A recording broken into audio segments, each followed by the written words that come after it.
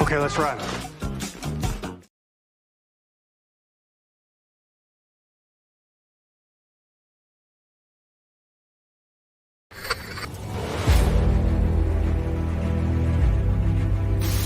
Your mission, should you choose to accept it.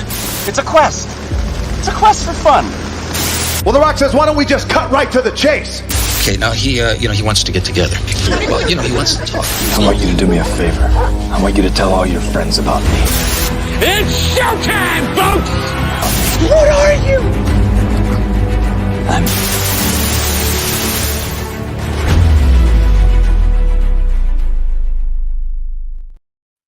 Greetings and salutations. Welcome to And I Quote, the weekly show where we introduce you to creators of all shapes and sizes that join us from many and all corners of the universe. We find out more about them by taking your questions. I am your host, Ryan, of And I Quote channel, and our guest on this episode is indie comic book creator of lton, Wolly McNair is in the building. Wolly, welcome in, good sir. How are you? I'm good, Ryan. Appreciate you having me on, bro. Well, we are very happy that you are here with us. Now, if you have any questions for Wolly McNair as we go throughout the course of this episode of And I Quote, let us know in those comments. Let us know in the chat. And don't forget to like and share this with everyone you know. And if you're joining us live or what is known as a replay, we thank you so much for being with us. We can't do this without you. Without any further ado, Wolly McNair, when were you specifically introduced to the world of comics?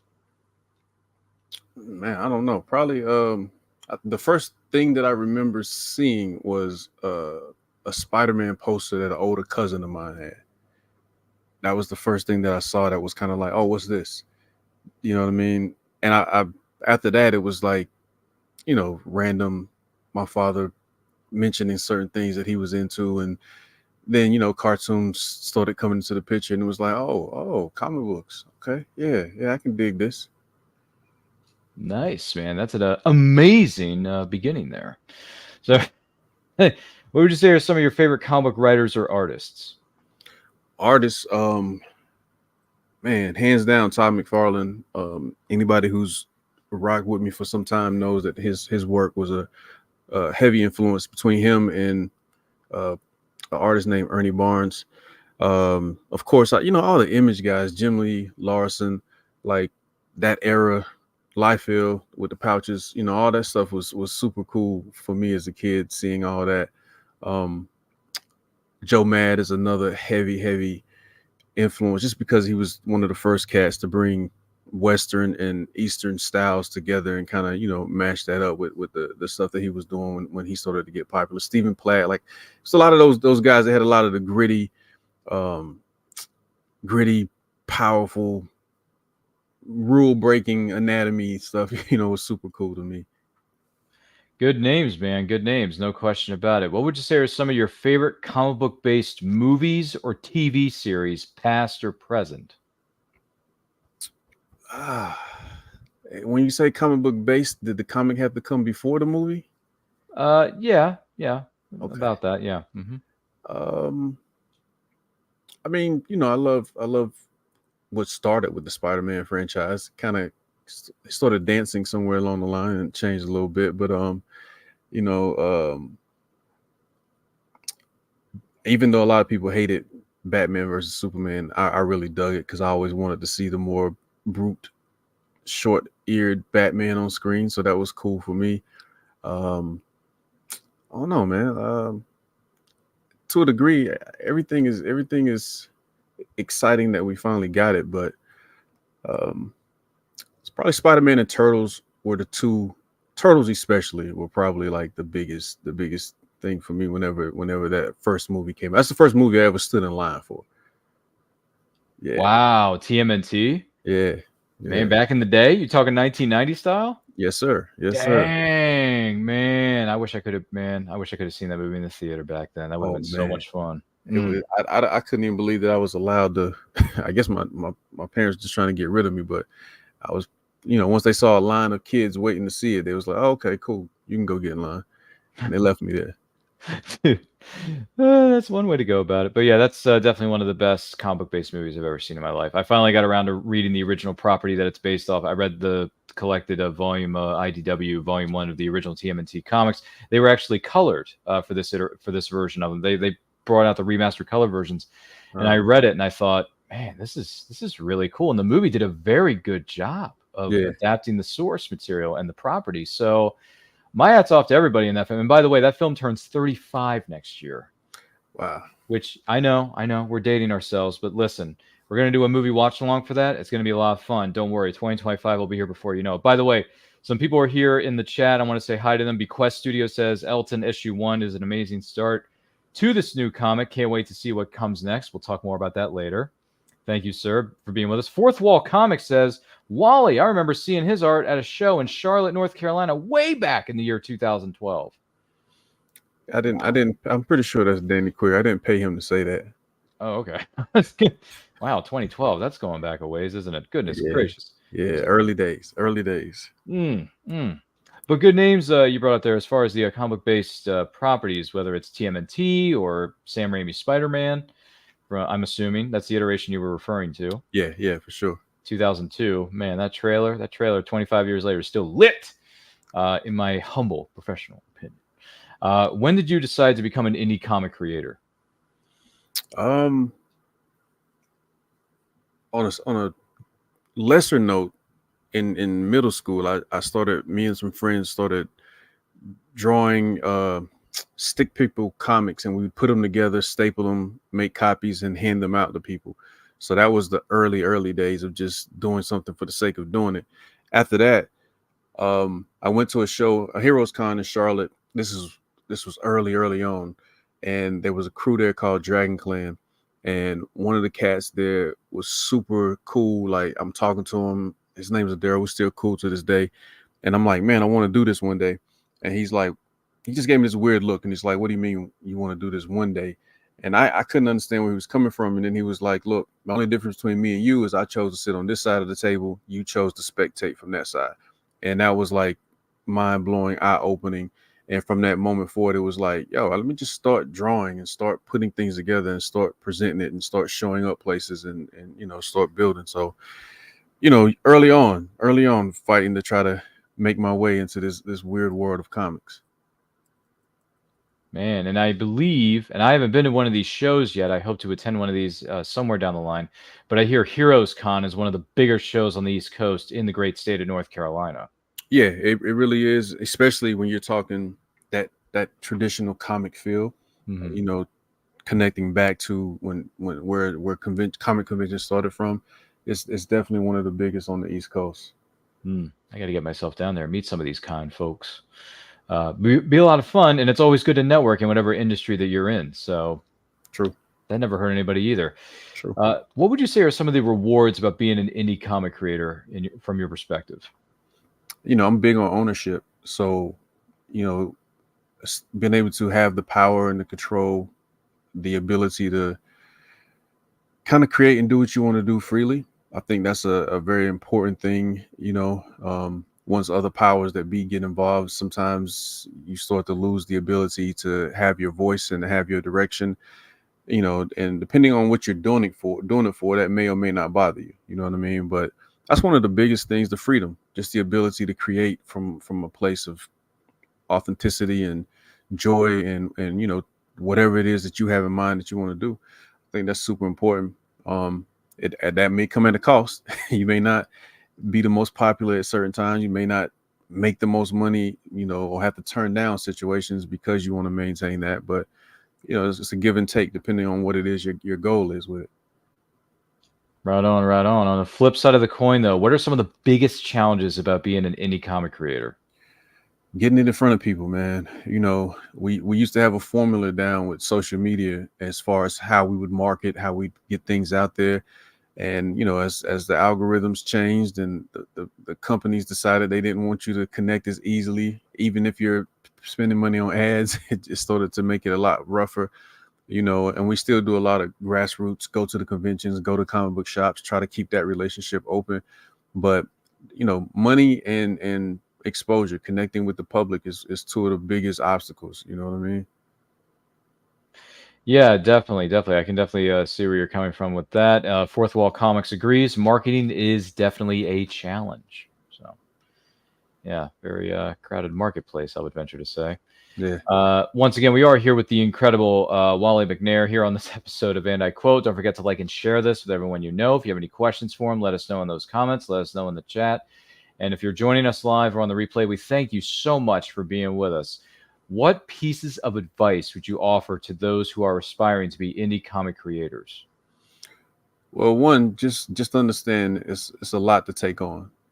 Some people jump in with I guess a misunderstanding about how much work actually goes into creating the comic, from script to illustrations to colors, lettering, editing, layouts, print, packaging, delivering the product to people, setting up at shows.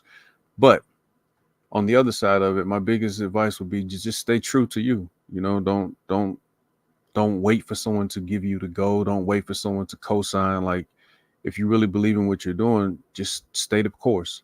Do what you got to do, work on it, keep active, and keep pushing. It sounds cliche, but it's all I know. You know what I mean? I know to keep going, to keep pushing, and understanding that everything that I do isn't for everybody, but there's an audience out there. I just have to put it together and make sure it's presentable and ready whenever that happens. That opportunity to cross those paths happens. So just stay active. Don't give in.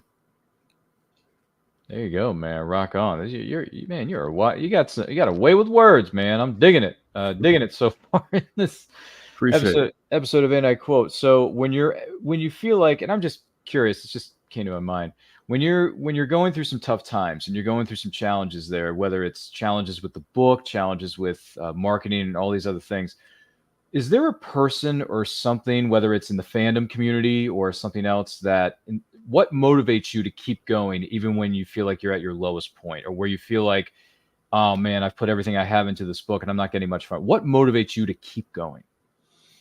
One, coming from the background I came from, understanding that this didn't have to be the path. I could have been on a whole other path that may have led somewhere else. But more importantly, my wife and kids, you know what I mean? Like, I'm an example to my kids, especially, and having conversations with my wife, which I'm not a super expressive person about the obstacles at times, but you know, whenever it does feel super heavy, I'll let her know where I'm at. We'll have a conversation. She'll either punch me in the chest and say, get back to it, or, you know, console me and then say, get back to it. But most importantly is my kids, man. Like, I feel like just showing them the effort is important, regardless of what the end result of it is.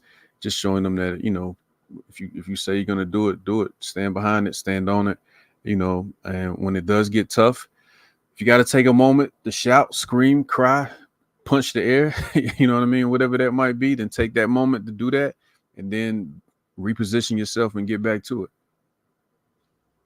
There you go. And another extension to that would be, if you're an individual who's struggling with stuff and you feel the need to go to the gym, nothing wrong with taking a set of gloves and punching in a punching bag. Yeah. You know, you can always pull a Rocky montage, right? Yeah. There's certainly nothing wrong with that to me. Yeah, it's like, you know, if you feel like you're the underdog, which we all feel like that at times. We all do. We all feel this. And anyone who says that they don't, you're fooling yourself. Right. Just feel free to watch a Rocky montage or go to the gym and punch a bag. That's a good way to get out your aggression. That's just one. I mean, granted, there are many methods to do this. Yeah, for sure. That's just one of the ideas that came to my mind as you were sharing with us your answer to that question. Have there been any, or no? I got an even better one. So let's talk about this for a minute, because you got a story, and I'm going to bring it up here for you who may be watching or listening to this. We're going to be talking about Elton. So what exactly is Elton, and how did this all come about? So the story is based on where I was originally born, which is Lumberton, North Carolina. I was raised between Lumberton and Charlotte, but south side of Lumberton is where I got my start, and I wouldn't be who I am today without that. So a good friend of mine, David Rucker, who is the co-creator of Decimation Earth and runs Decimation Studios. When I first met him, he was getting into the circuit, trying to figure out his path. And I said, well, look, bro, just come to a few shows with me, get a feel for how this goes, and see if you really want to do this. You know what I mean? And get an understanding for that side of it after the book is done, how you get it out in front of people. And so he ended up going to Fayetteville, North Carolina with me, which is about 20, 30 minutes from Lumberton. Got to meet some of my family, different people from different backgrounds. And I think something about that sparked the conversation of how could we tell a story about these places that are often overlooked or unheard, but tell it from a perspective that brings people into a deeper view of it. So what we came up with, I'd like to say, is a combination of HBO's The Wire and Netflix's first season of Daredevil. Something street level, gritty, but it tells this story that's got layers and layers and layers to it, focused on the main character, Jamal, who grew up on the South Side, grew up in the streets, decided he wanted to do something different, went to school playing ball, didn't work out, went into the military, excelled in the military, but then realized this wasn't really the path he wanted either. Came back home only to find that the world that he loved was in a worse situation than it was when he left. And at that point, he lost somebody close to him and hits a breaking point where he decides in order to change things, he's got to do something about it. And that poses the question of how far is too far to go and how much of yourself is too much to lose to save the things and the people that you love. And that's lton in a nice wrapped up quick package. No, that's cool. And congratulations on this. This artwork here looks fantastic. Now, the image we just showed you, I'm getting a bit, I don't know if this was intentional or not, but I'm getting a Mortal Kombat. I'm getting a Scorpion, getting ready to pull out his, get over here, kind of vibe here. Yeah. So I don't know if that was intentional or not, but that character looks just a bit like Scorpion. Yeah, we had a few people that felt like that. And I think it's the colors. But for us, those colors come from those colors are not dominant. Those colors are representation of certain schools in that area. They also play off of a jacket my father used to have when I thought it was the coolest jacket in the world.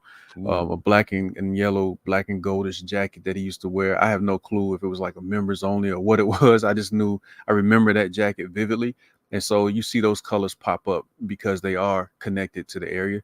And then also anytime you've got like even though he's not a ninja, he does have that ninja feel to the design that, he could creep around in the dark and pop up on you. But one thing we do stress is he's definitely not, there's no traditional superhero vibe to him. He's again, more street level. But there are some things that impact what he's able to do. I will say that. Gotcha. Great that you brought up Daredevil, because as a matter of fact, just a few days ago, for whatever reason, I was on YouTube. You just tend to find things. Or you search out things you didn't know you wanted to search for. It just happens.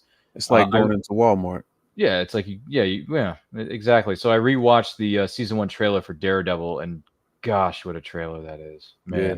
And it's so good. And the first season of Daredevil is good within itself. I mean, I know there's more seasons than that, but if you go back and watch the original, the very beginnings of it, it's so good. Right.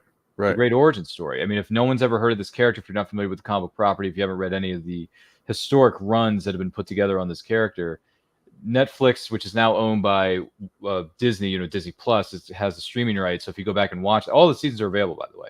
Yeah. It's really good. So I appreciate that you kind of put together a story in that somewhat similar vein of season 1 of Daredevil. That's really cool, man. Yeah, we appreciate it. Yeah.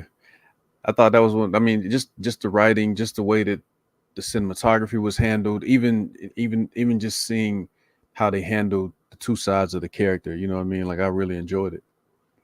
Absolutely. Have there been any special memories for you from being at conventions, whether you are there as a vendor or there as an attendee? I mean, a lot, man. Like, one, meeting Todd McFarlane at a show as a kid was super cool because, again, he was such a heavy influence on me art-wise. Even though it was a brief conversation, it was still cool to even have that conversation. Every time a mother or father or both parents or grandmother brings their kid up to say, hey, we really like what you're doing. Would you take a moment to just check out our child's portfolio, or he wants to speak to you, or she would like to ask a few questions or whatever, a dope quote from Nipsey Hussle was, the greatest human act is to inspire. So anytime that I can do something that impacts somebody in a positive way, it always feels more rewarding than anything else. You know what I mean? So that's always super cool when I get to have those conversations. Or someone walks up and they buy art from me and they're like, "Yo, this is my entire childhood right here. Like seeing this today has brought so much joy." You know what I mean? Absolutely. Absolutely. Let's see here. Fourth Wall Comics commented a moment ago, a good Eye of the Tiger montage can do wonders. I would agree with that. That's a darn good song, and it still holds up 40 years later. It does. It does. Which is insane. That movie came out, what is it, 42 years ago? That's ridiculous. I know, seriously, we're getting way too old for this stuff, man. By the way, Mamina Books and Games is here in the chat. He says, "Respect to heroes who fight for us on the street level." True indeed. True indeed. Mm-hmm. They get overlooked a lot of times, you know. Yeah, they most certainly do. And once again, that's actually our good friend David V. Mamina of Mamina Books. If you're into dark fantasy and all that kind of stuff, you want to go a little deep into the darkness of humanity, or anything else of that nature, feel free to follow him, Mamina Books and Games, on YouTube. He's a good man. He's got some good books out. Good to see you, David. Hope everything's well in your neck of the woods, brother. We miss you. Once again, we are here with the incredible, and also apparently he's a big TMNT and Kaiju fan, Wolly McNair, on this episode of Anti-Quote. Don't forget to like and share this with all of your closest friends. And if you're joining us live or on the replay, we thank you for being with us. And if you have any questions for Wolly, let us know in those comments. Let us know in the chat. Be more than happy to hear from you. And we thank all of you who have taken the time to comment in this chat during the live portion of this show. And I do want to let you know, Wolly, and the person who may be watching or listening to this know, that we are indeed powered by our good friends over there at Poddex. Now, Poddex are the hottest new tool for podcasters looking to have more meaningful conversations or simply gamify their podcast. You simply shuffle up, you ask a question, you let the content roll. You can get yours today at poddex.com and use that promo code Ryan10. That's RYAN10, Ryan10, for 10% off your order. Don't miss out on that. Visit our friends over there at poddex.com. Make sure you download that app. Poddex wants to know, what exactly do you keep on your desk or your workspace area that boosts your mood? Oh man, it's gonna sound like I'm just being cliche, but pictures of my kids, my wife, my mom, statues and figures. Like my desk is covered in a Himalayan sea salt lamp. Like I have a mixture of things surrounding that just help keep a certain vibe. And whenever you start to get a little tired or frustrated, you turn and look left or right, and it motivates you again. Much respect to that, man. Much respect. Oh, David V. Mamina has a question for you. He asks, did you enjoy the Batman and TMNT animated film as a Turtles fan? This is going to sound terrible. I haven't watched it yet. Oh, boy. Yeah. It's like it was on my list of to do, and then somewhere along the line, I forgot about it. And until this question popped back up, I just realized I haven't watched it yet. I'm gonna go ahead and say I hope I'll enjoy it. Yeah. And when you do eventually watch it, please let us know on social media if you liked it or not. Thank you for the question there, David. Good stuff. Gentleman here, I believe it's Mr. Lamb, says a Himalayan sea salt lamp is so Wolly. Laugh out loud. Yeah, you got to keep your balance, man. You got to keep your sea salt and your soursop teas and your freshly squeezed juices. Wow, that's okay. You got an interesting list. Fourth Wall Comics says, wait, what? When did this movie between Batman and TMNT come out? Let's see. It came out. It's been a couple years, right? It's been a number of years, actually. Didn't it come out like 10 years ago or something like that? Maybe more. I don't know. I think it's been almost 10 years, if I'm not mistaken. By the way, I don't have the answer offhand, but if you want to Google it, you're more than welcome to type in Batman and TMNT or Batman versus TMNT. I can't remember the exact name of it. I apologize. But please feel free to look it up. And our good friend Deja Marie says, aloha, Ryan from Hawaii. Deja Marie, good to see you, superstar from Hawaii. Hope everything's well in your neck of the woods. And what can we say except you're welcome? Yeah, sorry. I had to say it. Plus, did you see the trailer that dropped this week? Did you see the Moana 2 trailer dropped this week, Wolly? Nah, man. I just got back from Atlanta, so I haven't been tapped into anything. Oh, okay. All right. Well, fun fact, Moana 2 is actually happening. Okay. So I'm gonna check that out. Yep. Check out the trailer. I think it's less than 2 minutes long. It's a teaser, so you know what teasers do, right? They Right, give you right. something, but they don't give you too much. Right, indeed. Yeah. David Mina comments on the Batman versus TMNT movie. He says it definitely kicks ass, and I believe it's Batman versus TMNT. I think it's called. Okay. Okay. Yeah. Feel free to Google that. Google that later. Find it on streaming services. Ro Lamb says the Moana 2 trailer looks dope.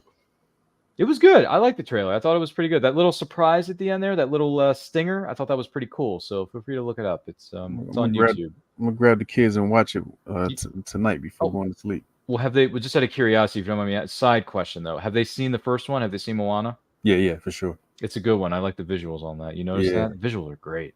Yeah. In my opinion. Let's see. Deja Marie says, yes, I've seen the trailer for Moana 2. It looks like it's going to be just as great as the first one. Could be. It very well could be. We don't know yet. The movie's not out yet, so I can't say anything. Batman versus TMNT is the official name of the movie. All right, thanks, David. Appreciate you, man. We'll have to look that up a little bit later. And Wally and his family will have to sit down and watch it. Yes, sir. So, because it's TMNT. What you going to do, brother? Right. And Batman. And Batman, you get two of the biggest names in history in the same movie at the same time. So I don't think there's necessarily a problem with that. Nah. I'm definitely gonna tap in. Who's your favorite Ninja Turtle? Leonardo. Leo? Is that because of the swords, or is it just because of the character? The swords, the blue. I always had an affinity for blue. Okay. And just the position of leadership. You know what I mean? A lot of people don't like people that have to take that position, but I understand sometimes it's necessary. You know. I like Ralph too, but he's a little bit of a hothead when it comes to holding the team down. So it's definitely Leo for me. Yeah, I'm actually a Leonardo fan myself. I like the color blue. I like swords. I think it's cool, and his leadership qualities are good too. So you and I are pretty much on the same wavelength here as far as what our favorite Ninja Turtle. But hey, there's no right or wrong answer because there's four. Yeah, for sure. I mean, there's 4 turtles and a giant rat. So you got Master Splinter. Right. By the way, my favorite part of that movie is when he's ordering the pizza in the beginning of the film on that payphone. Yeah. And then Splinter throws the book at his back. You know what I mean? Right. Like the back of his head. And he says, Michelangelo. And now do. And the clock's ticking, dude. I mean, come on. Yeah, that movie was perfect, bro. Like I don't everything that's come after has been cool. I liked a lot of stuff that's happened after, but that was perfection for me. That was the pinnacle. Yeah. To a degree. And not only that, I mean, some people don't like it, but I like it. I still like TMNT 2 Secret of the Ooze. Okay. I like that movie. I like it. I think it's a respectable sequel. Is it as good as the first one? No, but it's still enjoyable. But I like it way better than the third one. Yeah.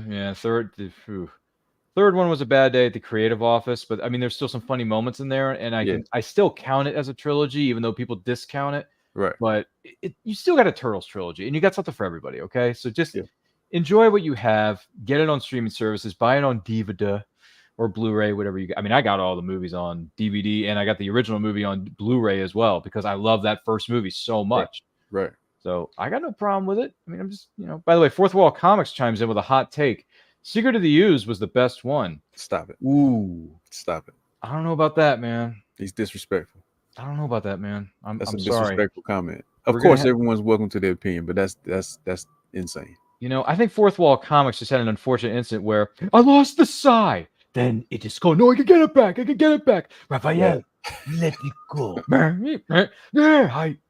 Anyway, I'm sorry. I can quote that movie all night, folks, but we're not here for that. So our next question from our good friends at Poddex that we would like to ask of our guest, Wolly McNair. Sorry about that, Wally. I got a little bit caught up in the TMNT madness. No, it was necessary with that comment. It just do that to me.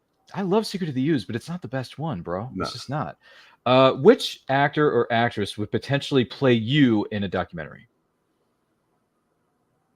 What do you think? That's a tough one. It's got to be someone who talks with their hands and speaks more with their body language than their words. So maybe some version of Denzel or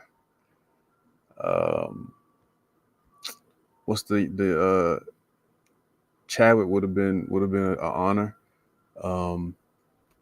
Maybe the young brother from Snowfall that played the main character in Snowfall. Somebody that respectable, carry themselves a certain way, but very clear and intentional with what they got to say.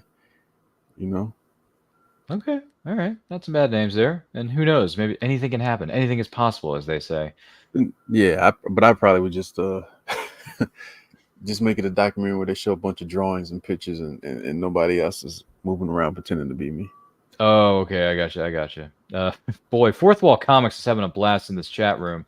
He says, "Ninja, ninja, rap." That's right. Go ninja, go ninja. Vanilla go. Ice, yeah. Love that song. I don't care what anyone says. I love that song. And then, by the way, Fourth Wall Comics says, "This man said Denzel." Yeah, man. If you're gonna dream to the the greatest extent. Why not? He's a great actor. Why not? Right. I don't have a problem with Denzel. Everything he touches is pretty much gold anyway. You know. So We're gonna say Don Cheadle. Don Cheadle would be cool too. That's another one. Yeah. Yeah. I like him too. He's done some good stuff in the past. Don Cheadle. I remember him. It's funny. He plays this. Well, actually, there's two things. One, he plays the messenger / angel in the holiday film The Family Man with Nicolas Cage, which I thought was really good. That's one of my favorite holiday films. Just putting that out there. If anyone else feels about that, let me know. And then the other film that I liked him in was you ever see a movie called After the Sunset with Pierce Brosnan, Selma Hayek? It's a heist movie. You ever see that? It sounds familiar, but I can't recall. Yeah, he plays someone who's trying to rope Pierce Brosnan into stealing the diamond for him in that scenario because he's willing to pay him to steal it is what I'm saying. So he's basically trying to undermine or undercut the deal or something like that. I don't know. Yeah. I haven't seen the movie in a minute. I apologize, but feel free to look it up. It's called After the Sunset with Pierce Brosnan, Selma Hayek. Woody Harrelson is in it, by the way. I feel like I did see it. I just can't remember for sure. It came out in 2005, I want to say. 2004. It was mid-2000s, folks, okay? I'm just pointing that out there. It's on streaming service somewhere. It's probably on Max because it's a New Line Cinema property. I don't know. Let's see here. Once again, Ro Lamb says, he said Denzel. I'm laughing out loud. He's dreaming big. What's the problem? It's all love. They just want to give me a hard time. I'm a respectable being. Yeah, I don't understand that. By the way, Mamina Books and Games says, "Gotta go, guys. Your art looks great, Wally. I'm looking forward to your success. I will see you on Instagram very soon." Appreciate that. Respect. There you go, man. Thank you, David. You're the man. Hope everything's well in your neck of the woods, and have a good rest of your weekend, my friend. Fourth Wall Comics says, "After the Sunset was a classic film." Okay. All right. I haven't seen it in a minute, so I can't really say if it's classic or not, but then again, it's got the very beautiful, who doesn't seem to want to age, Salma Hayek in it. Yeah, that part. And let's not forget that this comment from Fourth Wall, this is the same person that said the second movie was better than the first Turtles movie. So yeah, I don't. Yeah. Anyway, they're just joshing us. But outside of that, Podex wants to know: have you ever had what is known as a roommate? And if so, what did you hate about it? A roommate? Yeah. You ever had a roommate? And if so, what did you hate about it? Is the question. I had too many roommates at one point in time, but okay. Just a lack of complete privacy at times. Mm-hmm. It can be a little bit of overwhelming. Yeah. Especially when you come home and certain things aren't in the fridge or in places that they should have been. Yeah, that's absolutely fair. Absolutely fair. What upcoming life event are you excited about? This Kickstarter. This sets off a lot of other things we have in motion. So, the success of this Kickstarter is the foundation, as Danny would say, of many other things that we have in motion. So that's super, super major to me, All right. Well, congratulations on that. Wish you nothing but the best with that moving forward. And Poddex certainly wants to know, was there something you asked for repeatedly as a child, but you were always told no? You're not getting it. Nah, I didn't really ask for too much. We had some challenges growing up, so you learn to just kind of maneuver and figure it out. The closest thing would have been a Rodimus or a hot rod transformer. I asked for that quite a bit, but I did eventually get it. So, yeah, but it took a bit. It took a bit of convincing and conversation. Hot rod fan. All right. You still like Optimus, though, right? Yeah, for sure. He cool. I mean, I was gonna say that truck he's got. It's a good looking truck.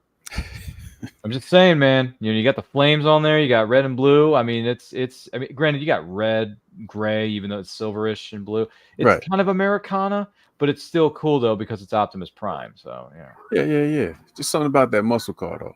Yeah, that's true. I'll give you that one, man. Just out of curiosity, what did you think of the most recent iteration of Transformers: Rise of the Beasts? What'd you think about that? Which was a crossover between the original Transformers and Beast Wars that I grew up on in the 90s. Yeah. You know, it was a cool watch just for the sake of watching something. I'm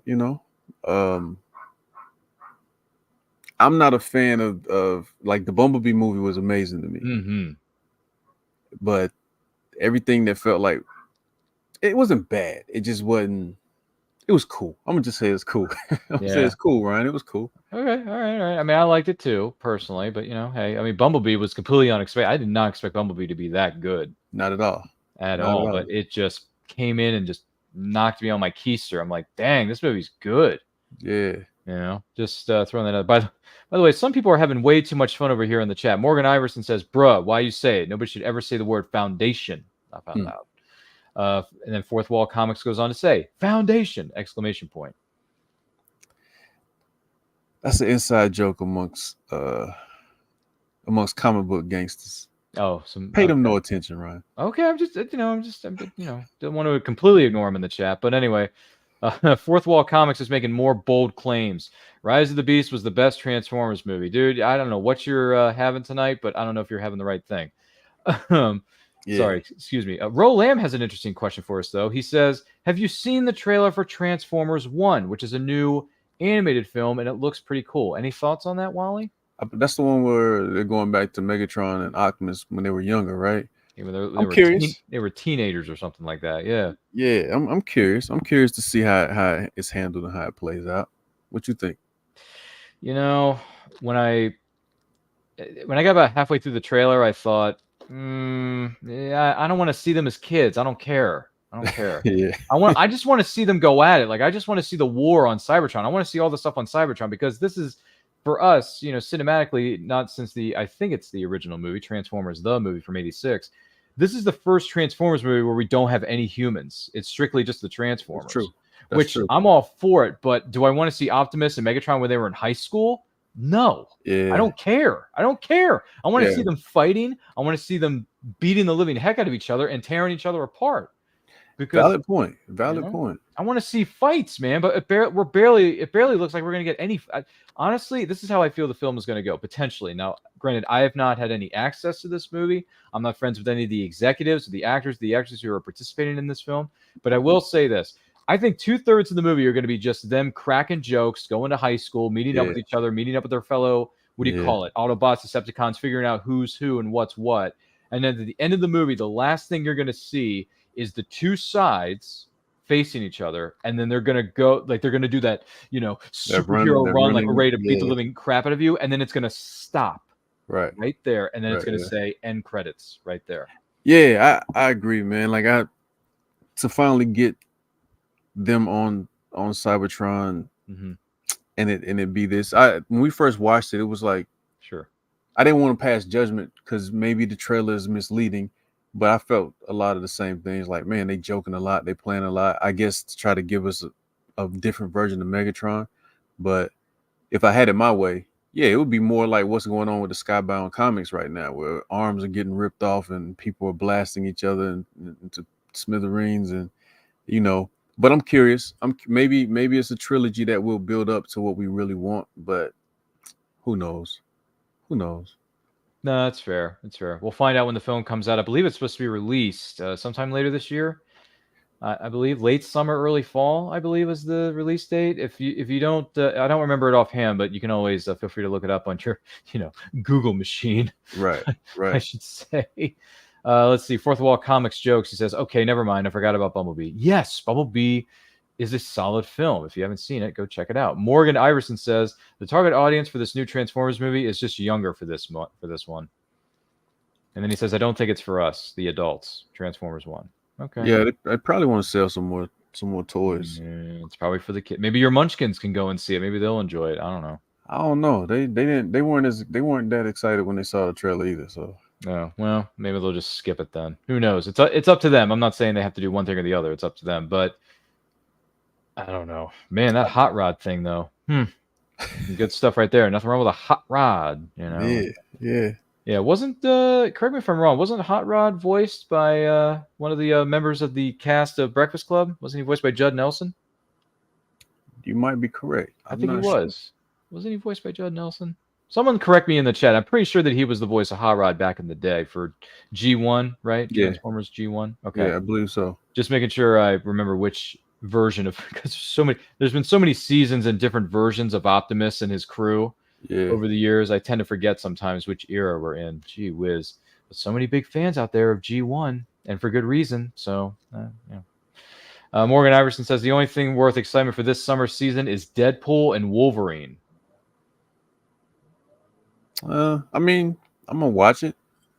I'm not as hyped about it as everybody else is. I'm not sure why, but because I like the other Deadpool movies, but maybe it's Hugh Jackman. I still got a beef with Hugh Jackman. Really? What'd he ever do? What'd he do wrong? Somewhere during his run, he did an interview where he was like, I'm gonna make sure Wolverine is amazing. I'm not gonna let it get messed up. I'm gonna yada yada yada. And then he proceeded to do a bunch of questionable films for me that weren't the greatest. I just wasn't a big fan of his run. I liked Logan. Yeah, Logan's great. I really liked Logan. That's a great movie. Yeah. But it was just, I don't know, it was cool. I like him as Wolverine overall. You know what I mean? I'm not one of the people that's like, he's not short enough type thing. But, it just, I forgot what movie it was. It was one where he pulled the blades out and he was looking at him, and it looked like I had did the CG on my computer at home. And it just kind of threw me off a lot from that point forward. I wanted my money back, and that wasn't happening. So I just got a vendetta against him. Are you referring to X-Men Origins Wolverine from 2009? That might have been which one? That might have been with the bad CGI and the bad visual effects. Yeah. Okay. Yeah. Well, that wasn't Hugh Jackman's fault. That was the people working behind the scenes fault. You're right, but he spoke out and said, "I'm going to." So he took it upon himself. So if you say that, you got to stand on business. Okay. Well, I gotcha. I mean, I am a big fan of what is it? Hugh Jackman's iteration of Wolverine / Logan. But here's the problem I had with Deadpool and Wolverine. Logan was a great film, and it ended the character. It ended the run perfectly. It did it so well. And now all of a sudden they're going back on that because now that Fox owns the rights to Disney owns the rights to Fox's X-Men. It's like, well, he may be dead, but we're actually just going to bring him back. So basically Logan never happened. I'm like, no. Right. Logan did happen. To me, it is canon, and also it ended the story perfectly. And also, the young lady, Daphne Keane, who plays X-23, that sets the story up for her and her crew of X-Men, which, by the way, I would have loved to have seen a spin-off / sequel called X-23 with Daphne Keane reprising her role, because she played it so well, and that young girl was so impactful in that one film. I'm thinking, well, if she's the new Wolverine, I want to see more of her, because she's only like, 10, 11 years old in that movie? Yeah. Like, she's got a future ahead of her, man. But then, unfortunately, that never happened. And now she's done so many other properties, whether it's his Dark Material, her Dark Material. It was a I remember. It was a reboot of the Golden Compass book series that was translated badly to the first film. And then they rebooted it with Daphne Keane playing the lead character, which I heard was great. I never saw it, but I heard it was good. Yeah. And now Daphne Keane has grown up to the point where she's going to be featured in this new series dropping next week on Disney Plus, Star Wars: The Acolyte. Oh yeah, that is right. Yeah. I'm actually hyped about that. Yeah, and I'm like, whoa! She goes from playing X-23 to playing a Jedi or a Sith, maybe. I don't know what her character is yet, but I'm very curious to see what she does. Yeah, me too. I mean, that series in general, I just hope they don't mess it up. But it feels like something I've been waiting for a long time from Star Wars. Something based on Jedi, Sith, or whatever shows up. I just want to see, kind of like what we were talking about Godzilla and Kong. I just want to see some people kicking each other, using the Force to slap each other around. Lightsabers being spent through the air, destroying things. Well, there was a lot of that featured in the trailers. If you've seen any of the trailers leading up to the release of this new series, which is next week, by the way. Yeah, it's coming, man. It's coming. Fire up the engines. Get ready. Get your lightsabers ready, man. It's going to be lit. I hope it works. I hope it's a great show. I want nothing but the best for this series and its cast and its crew, but we won't know until we sit down and watch those first few episodes to get an idea of where this story is going to go and take us. True indeed. So keep that in mind. Once again, we are here with the incredible Wolly McNair here on this episode. Don't forget to like and share this to everyone you know. If you have any, and if you're watching us live or on the replay, thank you so much for being with us. If you have any questions for Wolly McNair, let us know in those comments. Let us know in the chat. This chat room has been very active, I would say. Fourth Wall Comics says, is the new Gladiator prequel / sequel coming out soon? I believe it is. I haven't seen a trailer, but if you saw a recent interview with Russell Crowe, yeah, he disowned it. So, because he's not in it. He's not happy with what they're doing. So I can't say that I blame him either. So, yeah. He's not happy. He's not. He was pretty ticked off at an interview at one point. But anyway, Morgan Iverson says, Logan was fire. Yes, I agree. Logan is a great film. Go and see if you haven't seen it. I don't think it's soon. If it is, I'm about to get hyped for that then. Do you mean Deadpool and Wolverine? Is that what you mean? I believe that's what Morgan Iverson is referring to. I'm not really sure. Let's see. Fourth Wall Comics says that contract must have been crazy to get him back as Wolverine. Yeah, that must have been a serious dump truck full of money, do you think?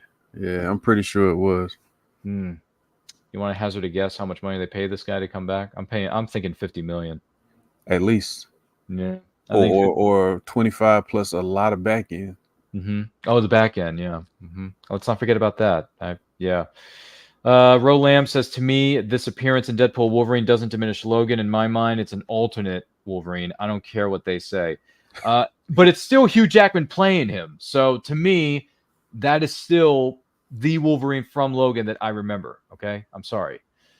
You can make all the arguments you want. You can say, oh, we have the multiverse. There's multiple versions of what. I don't understand the multiverse, by the way. I will never understand that. That's way too confusing. Ryan, you know there's a parallel you, right? Yeah, but it's too confusing for me to follow. I can't follow it. I'm sorry. I know it's mentioned in the comics because that's what Marvel is basing a lot of their stuff on, but yeah, I don't get the whole multiverse thing. I mean, it got a little crazy in Loki to me, but everybody else was loving it, so I was just like, okay, cool. I don't know. Do you think it makes any more sense if someone sits down and watch Doctor Strange in the Multiverse of Madness? You didn't watch it? No. It doesn't make more sense. Oh, man. Bummer. It's still a cool movie, though. Yeah, because I heard about all the cool cameos, and I made the mistake of going on social media and watching the cameos get spoiled. So, yeah. I mean, I get it. To me, the multiverse is just an easy way for Marvel to get rid of things that they don't want and increase things that they do. Yeah, they found a loophole and they're exploiting it. So I don't know. Let's see. Morgan Iverson says, he's referring to the new Gladiator film that he was speaking about earlier. Okay. Well, enjoy Gladiator Year Zero or Year One, whatever it's called. I don't know. We all know that Russell Crowe is in it, and neither is his character. At least I don't think he is. Nah, I think it's a whole new storyline of some sort. I don't understand Hollywood sometimes. I don't. It's confusing to me. But what isn't confusing is the greatness that is this episode of And I Quote and And I Quote channel.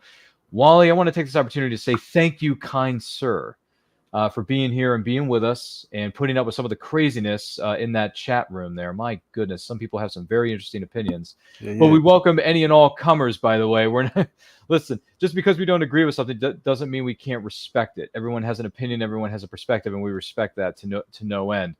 But it was fun in that chat room. I'll give you that. Yes, sir. But Wolly McNair, if someone is watching this or listening to this and will find out more about you and the great things that you have coming up, where can they find you or buy copies of your book? Right now, you can catch me on Instagram. I know there's a bunch of chaos going on with Instagram and AI, but I'm still there. At Wolly V, just as it is on the screen, WOLLYV. Yeah, man, that's the quickest way to get in touch with me right now. I'm there. I'm active. Right on, good sir. Appreciate you being here. I'm going to talk to you here in just a moment. He also Fourth Wall Comics says, looking forward to Elton, Wolly. So close to funding on Kickstarter. Congrats, brethren. There you go. Getting some good love, good positivity in the chat, and we love that. Once again, my name is Ryan of And I Quote Channel. Follow me on Twitter and Instagram at RyanRPM5, and follow us across all forms of social media, including Instagram at And I Quote Channel. Links to where you can follow Wolly McNair and myself are located in the description of this video, so make sure you check out those links. Follow us, give us a follow, support what we're doing, support certainly what Wolly McNair is doing, because he's doing some great things over there, and we wish him nothing but success. Also, we are very close to reaching 5,000 subscribers. Please tell all your friends and family and coworkers about us. We want to reach 5K before the end of 2024. Once we do, we're going through a great big live stream celebration that's going to include returning guests such as Wolly McNair. Maybe he can tell us more about the greatness that is TMNT. Maybe he can tell us more about the greatness that is G1 Transformers. More than meets the eye. Anyway, what can I say? I know theme songs. But we hope to see you there. So make sure you subscribe. Tell all your friends about us. We have a support the show link in the description below and on our Instagram profile. Links are in our bio. You can support the show with our Buy Us a Coffee link, so check that out as well. We got merch. We got shirts. We got hoodies. We got stickers. We got coffee mugs. We got stationery, water bottles, etc., etc. Check out all the great merch we have on sale right now. Links are in our bio and down below. Also, next up on the tour of Comic-Cons, we're going to be at Shore Leave 44, July 26th through the 28th in Lancaster, Pennsylvania. So if you're in that neck of the woods, please come down and see us. I'm going to be volunteering there with the crew. We would love to see you there. If you like sci-fi, saving the galaxy one glitchy robot at a time, you like robots, check out the Robot Galaxy series written by our good friend Adina Mignona of the Big Sci-Fi Podcast. Buy it on Amazon, Barnes & Noble. Buy directly from the author at adinamignona.com. But if you like hard sci-fi meets AI intrigue, check out her book Lunar Logic. Once again, that's written by Adina Mignona. Purchase it on Amazon, Barnes & Noble, Smashwords. Buy directly from the author. Support indie authors and publishers all over the world. They would greatly appreciate you. So check out her book, Lunar Logic. I hear it's really good. It's fantastic. Once again, thank you so much for being with us on this episode of And I Quote. We got lots of great things coming your way very, very soon. Movie watch-alongs on the weekends. We got the Nerdy Cantina. We're going to be talking about this new series known as Star Wars The Acolyte on that on Friday, June the 7th at 7 p.m. Eastern Standard Time. Join us there. We're going to have special guests. We'll be taking questions from you, our incredible viewers/subscribers. And remember, like, comment, share, subscribe. Ring that bell to be notified of when our videos go up or they go live. And also, life is better when supporting indie creators of all shapes and sizes. Take a look. Famous Faces and Funnies in Melbourne, Florida is leading the way in pop culture fun. From comic books and graphic novels to Funko Pops and collector's items, Famous Faces and Funnies has it all. Rick Shea and the professional team at Famous Faces and Funnies are friendly and knowledgeable. Whether you're looking for toys, props, collector treasures, or a new comic book, Famous Faces and Funnies is your one-stop shop. To find Famous Faces and Funnies on Facebook and Twitter, just type at FFF Comics.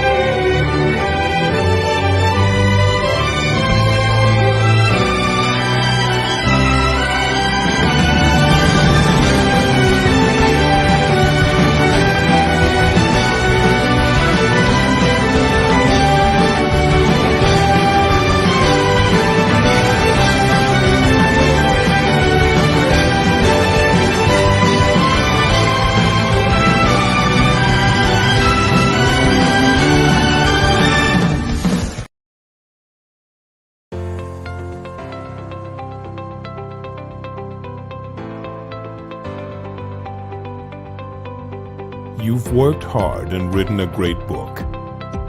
Now, it's time to give it a great cover. If you're an indie author or small press publisher, Plasmafire Graphics is your source for affordable cover illustration and graphic design.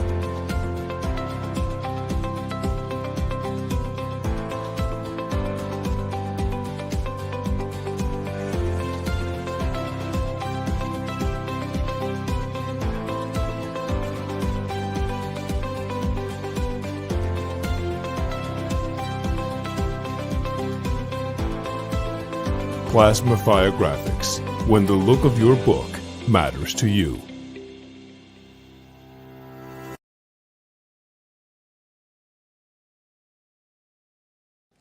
Good morning.